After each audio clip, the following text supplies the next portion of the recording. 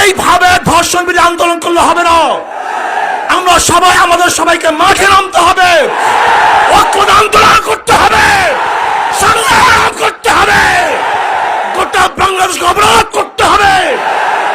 যদি আমরা অবরোধ করতে পারি, আন্দোলন করতে পারি, তাহলে ধর্ষণ মুক্ত এক বাংলাদেশ আমরা দেখতে পারবো, খুনি মুক্ত এক বাংলাদেশ আমরা দেখতে পারবো, আমরা জেনা মুক্ত এক বাংলাদেশ দেখতে পারবো।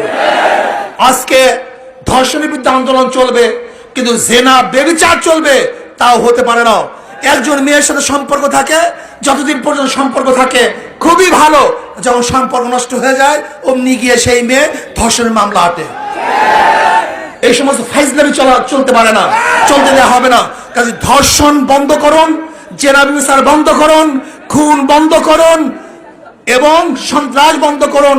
আর দ্রব্যমূল্যের যে ঊর্ধ্বগতি চলতেছে, এইভাবে একটা দেশ চলতে পারে না। হুড়ু হুড়ু করে গতকালকে এক দাম, আজকে আর এক দাম, যা ক্রয় ক্ষমতার ঊর্ধ্বে চলে যায়। আমরা বিশ্বাস করি স্থিতিশীল সরকার যতদিন পর্যন্ত না আসবে ততদিন পর্যন্ত দেশ স্থিতিশীল হবে না।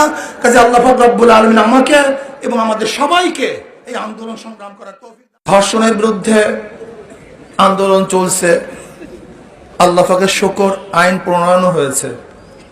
কিন্তু প্রশ্ন হলো এই, বিশ্বের বহু দেশেই ধর্ষণের বিরুদ্ধে আইন আছে, নাই তা নয়, কিন্তু ধর্ষণ কি বন্ধ হচ্ছে? এর কারণ খুঁজতে হবে।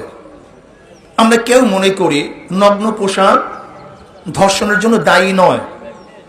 আলোচনা চলতেছে, টকশোর মধ্যে আলোচনা চলতেছে, যুক্তি চলতেছে। ধর্ষণ কেন হয়? আমরা একে অপরকে বিভিন্ন যুক্তি পেশ করতেছি, কোরআনও যুক্তি পেশ করছে। আমি মনে করি বাংলাদেশ সরকারের উচিত একদল মনোবিজ্ঞানী তাদের মাধ্যমে গবেষণা ভিত্তিক কিসের জন্য ধর্ষণ হয় সে উদ্ঘাটন করে সেই পথকে বন্ধ করা। মনোবিজ্ঞানী বাংলাদেশে আছে।